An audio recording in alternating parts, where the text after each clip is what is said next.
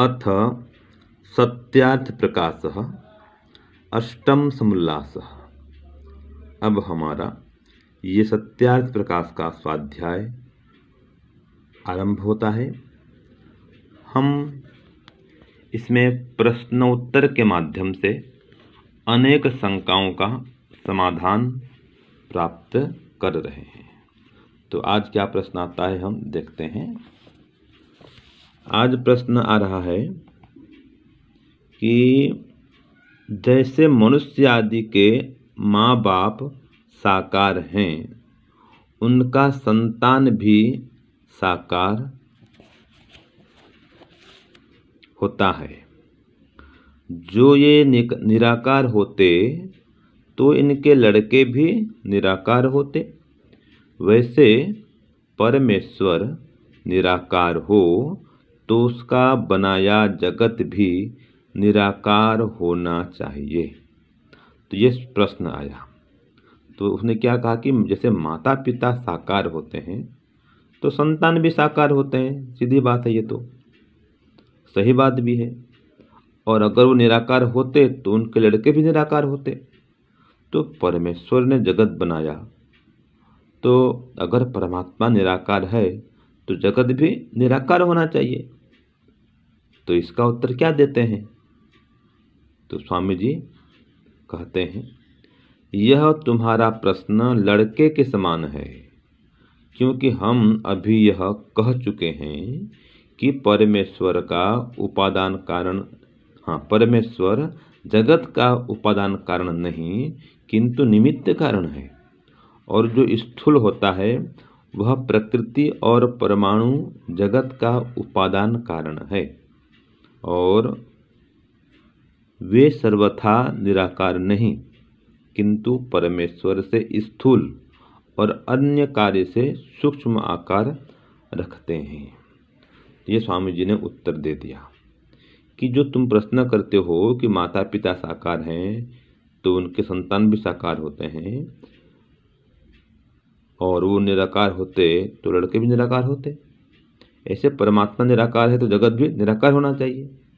अगर परमात्मा ने जगत बनाया है तो स्वामी जी कहते हैं भी जो तुम्हारा प्रश्न है तो बच्चों के समान है, क्योंकि परमात्मा जगत का उपादान कारण नहीं है, वो तो निमित्त कारण है।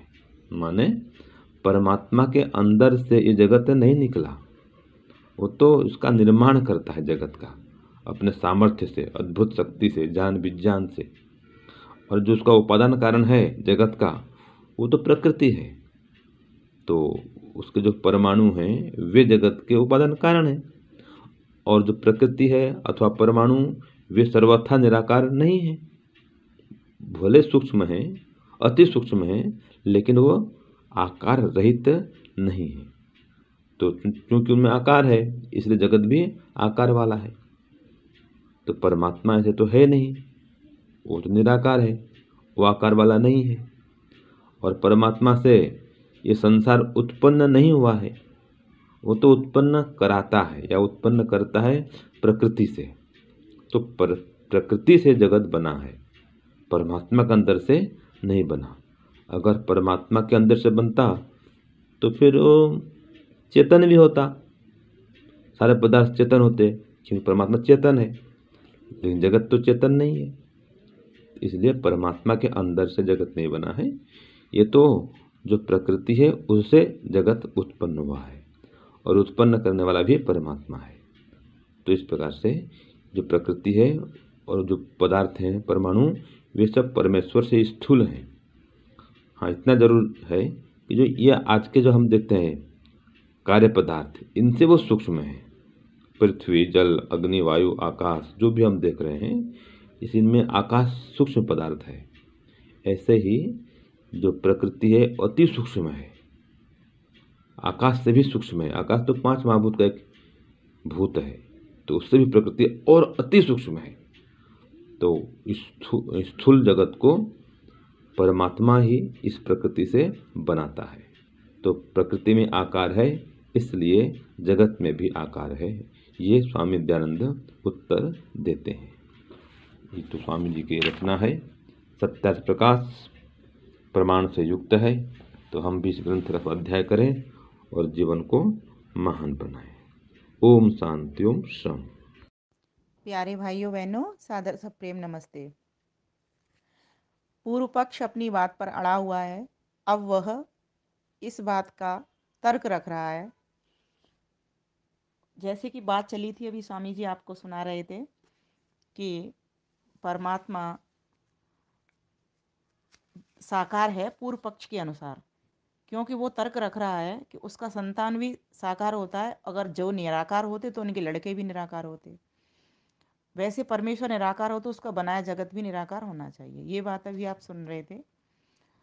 तो इसमें जो बात आई है वो समझने की ये है कि उसने तर्क बहुत अच्छा रखा है कि कोई चीज़ है, अगर वो निराकार है तो उसका जो पिता है वो भी निराकार होना चाहिए। ठीक है। और जो उसकी संतान साकार है तो साकार उसका माता पिता भी होना चाहिए, क्योंकि वही गुण आते हैं। लेकिन वो यहाँ पर यह भूल कर रहा है कि ये जो जगत बना है वो उस पिता परमेश्वर से नहीं निकला है, मकड़ी के जाले की तरह। ये जो जगत बना है वो तो प्रकृति से बना हुआ है। अब यहाँ पर वो गड़बड़ कर रहा है। तो इसी बात को फिर बता रहे हैं महर्षि दयानंद सरस्वती सिद्धांति बन के। तो मैं इसको काव्य से कहती हूँ। तर्क रखा अब पूर्व पक्ष ने हो साकार की संतति साकार, इस नाते परमेश्वर का ये जगत भी कहलाए साकार, जगत भी कहलाए साकार। तुम कहते हो निराकार ब्रह्म, तुम कहते हो निराकार ब्रह्म, तो जग भी होता निराकार, तो जग भी होता निराकार। लेकिन जग साकार दिखे इसलिए ब्रह्म भी है साकार, इसलिए ब्रह्म भी है साकार। अब वो अपनी बात को रख रहा है। वो कह रहा है कि मैं नहीं मानता, ये साकार दिख रहा है तो जरूर इसका जो पिता माता पिता है जो ब्रह्म है वो भी साकार ही होना चाहिए, क्योंकि जो गुण बच्चे में आते हैं वही उसके पिता में, पिता वाले गुण ही बच्चे में आते हैं। अर्थात ये वो संसार को उस परमेश्वर से निर्मित मान रहा है, जबकि संसार जो है वो प्रकृति से निर्मित है। तो वो अलग सत्ता नहीं मानना, वो एक सत्ता मानना है। जैसे कि क्या होता है कि अभी एक भ्रांति जो फैली हुई है ना कि सारा संसार परमात्मा का अंश है, ये ठीक वही प्रश्न बनता है यहाँ पर। अगर ये कह देंगे हम कि परमात्मा का अंश है ये संसार, तो विकृति आ जाएगी, क्योंकि परमात्मा तो निराकार है और ये संसार तो साकार है। ठीक है। तो ये दोनों बातें तो बिल्कुल भिन्न भिन्न है। और दूसरी बात, ये जो सारा संसार है वो तो जड़ दिखाई दे रहा है, लेकिन परमात्मा तो जड़ है नहीं। अगर जड़ होता तो वो ये संसार को बनाता कैसे, और ये स्वयं प्रकृति भी नहीं बन सकती। इसीलिए माता पुत्र पिता का संबंध नहीं है यहाँ पर। यहाँ पर तो कर्ता का, कुम्हार और मिट्टी का संबंध है। मिट्टी अलग है, कुम्हार अलग है। बिल्कुल ठीक उसी तरह से इसको समझना चाहिए। जैसे रोटी बनाने वाली अलग है और रोटी का आटा अलग है। आटे से रोटी बनाती है रोटी वाली, कभी भी अपने हाथ पैरों में से रोटी नहीं निकालती। कहाँ से बनाती है? आटा लेकर के रोटी बनाती है। इसको इस तरह समझना चाहिए। तो ये उत्तर सिद्धांत दे रहा है। सचमुच तुम अविद्या के वाल सम बता चुके हम अभी अभी, ब्रह्म जगत का उपादान ना कारण निमित्त करता जगती। तुम तो सचमुच मूर्ख हो। जैसे कोई अज्ञानी बालक हो वो कह रहा हो, अबोध बालक हो वो कह रहा हो इस बात को। तो मैं अभी भी बताया, इससे पहले भी कई बार ये चर्चा भी हो चुकी है इस तरह की, लेकिन तुम्हारी समझ में नहीं आती। तुम अपनी बात पर मूर्खता पर अड़े हुए, उसको समझने की कोशिश तो करो।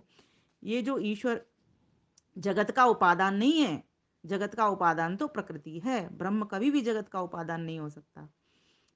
इसीलिए परमात्मा तो सिर्फ एक चेतन निमित्त करता है, जिसने इस प्रकृति से इस संसार को बना दिया है। और वो भी कैसा है? सूक्ष्माति सूक्ष्म, अर्थात इस प्रकृति से भी सूक्ष्म है। तभी वो सारी प्रकृति को अपने वश में कर लेता है, सर्वत्र होने से और विभू होने से, सब जगह पे होने से और सूक्ष्माति सूक्ष्म होने से ही वो प्रकृति को पकड़ सकता है चारों तरफ से। तो कहा जो स्थूल जगत दिखता है उसका कारण प्रकृति परमाणु। ये जो तुम स्थूल जगत देखते हो ना, उसका कारण तो प्रकृति के परमाणु हैं, उनसे ये संसार बना हुआ है। जो कि आकार में घटवण वाले ब्रह्म में स्थूल प्रकृति के अणु।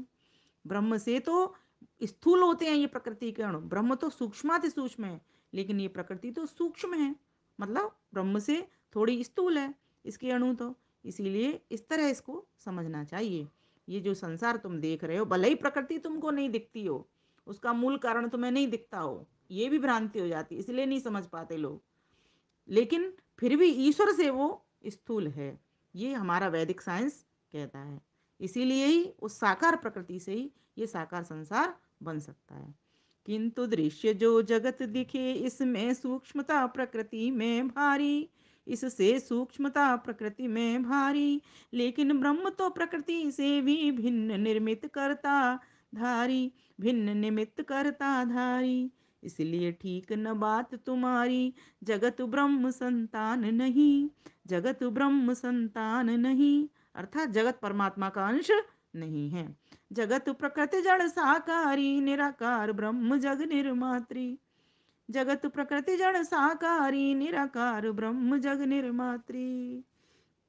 अर्थात ये जो परमेश्वर से स्थूल और अन्य कार्य से सूक्ष्म आकार वाली है, इस प्रकार से इसको समझना चाहिए। प्रकृति अलग है, परमात्मा अलग है। प्रकृति उपादान कारण है, प्रकृति जड़ है। जड़ प्रकृति से को बस में करके चेतन परमात्मा ने जो कि निमित्त करता है, उसने इस संसार को बनाया है। इसीलिए निराकार सत्ता अलग है और साकार सत्ता अलग है, और निराकार सत्ता ही साकार का निर्माण कर सकती है। साकार साकार का निर्माण बृहद स्तर पर नहीं कर सकता, जैसे कि सृष्टि का है। एक स्थान से साकार साकार का कर सकता है, जैसे हम कोई चित्र बनाते हैं, एक हमारी एक सीमा है। लेकिन हम ना पहाड़ बना सकते, ना मिट्टी बना सकते, ना हवा बना सकते, ना नदी बना सकते, ना सागर बना सकते। ये हम सभी जानते हैं। तो इस बात को समझना चाहिए कि साकार जो वस्तु होगी या व्यक्ति भी होगा, जैसे हम लोग हैं जीवात्माएं भी शरीर में आकर के, तो हमारी भी एक लिमिट होती है, एक सीमा होती है। लेकिन परमात्मा तो असीम है, ये बड़े बड़े काम, इतने बड़े काम कौन कर सकता है? कोई ऐसी शक्ति है जो सूक्ष्म सूक्ष्म है, सर्वत्र विद्यमान है, सर्वव्यापक है और सर्वशक्तिमान है, तभी वो काम ये सृष्टि का हो सकता है, अन्यथा नहीं। इसीलिए ये जो सारा संसार है, ये कैसा बना है? निराकार परमेश्वर ने साकार बनाया है। निराकार से निराकार यह नहीं होगा। अर्थात अगर तुम ये भी कहते हो कि साकार जगत है तो इसका माता पिता परमात्मा साकार हुआ, तो यह बात तुम्हारी ठीक नहीं है। परमात्मा साकार नहीं है, क्योंकि साकार चीज के भीतर तो अल्पज्य वाले गुण, एकदेशीय वाले गुण घटते हैं। धन्यवाद, नमस्ते।